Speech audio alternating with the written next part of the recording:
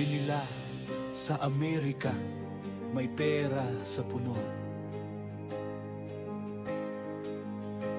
Pero ang nakita ko, tuhod na basag, pawis sa buto.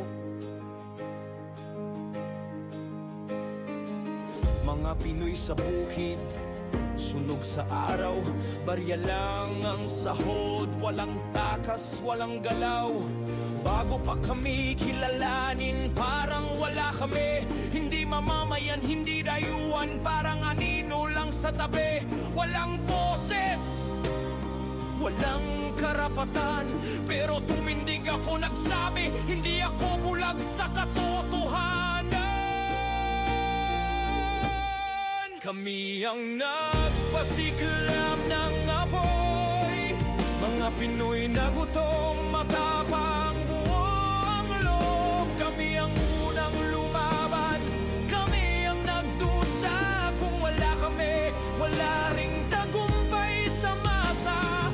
Iba ang binigyan ng papuri at pangalan, pero kami ang tunay na nasunog sa laban. Kami ang nagpasiglab ng apoy.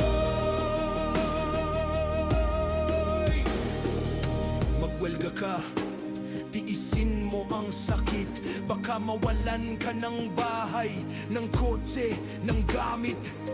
Pero alam ko ang buhay ng mahirap, kaya hindi ako natakot kumatok sa pintuang sarado at matigas.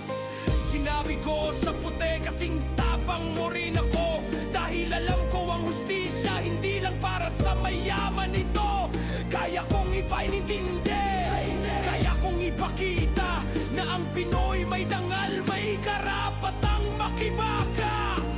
May mga Pinoy na ayaw sa diskarte ko, pero mas pipiliin kong magsabi ng totoo. Kung mali ka, sasabihin ko, dahil sa katotohanan tayo matututo. Kakaunti tayo dito sa Amerika, pero ang mahalaga, magkaisa, magtulungan, magkaintindihan. Doon tayo aangat, doon tayo lalaban. Kami ang nagpasikla lang ang apoy, mga Pinoy na gutom, matapang buong loob. Kami ang unang lumaban, kami ang nagdusa. Kung wala kami, wala ring tagumpay sa masa. Ibang binigyan ng papuri at pangalan, pero kami ang tunay na nasunog sa laban. Kami ang nagpasiklab ng apoy. Sabi ng saligang batas na yan, lahat ay may karapatan, pero hindi yan ibibigay, kailangan mong ipaglaban. Magsalita ka, magpakatatag, ipaglaban ng hustisya kahit mahirap. Maulap ang daan, mahaba ang lakad, pero may awit kami. Dala sa bawat hakbang, ako si Larry, Dulay, Itliong. Sama-sama tayo, na itulak natin ang mga bundok, di tayo mabibigo. Kami ang nagpasiklab ng apoy, at patuloy kaming nasusunog sa tamang layunin. Mga Pinoy, taas noo, matatag sa laban. Kami ang sagot sa katahimikan ng kasaysayan. Sinubukan nilang burahin kami, pero inukit namin ang pangalan sa linya ng unyon.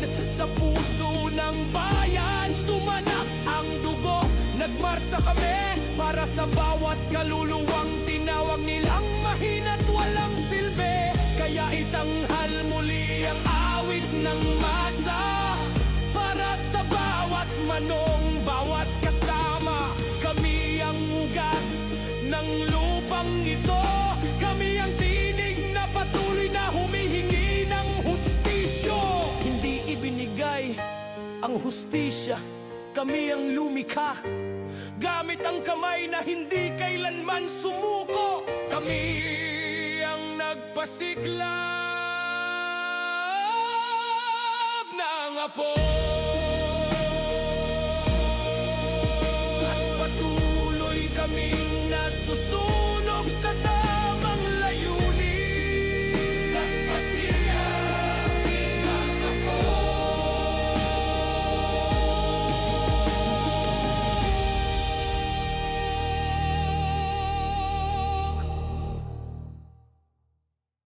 Nang apoy.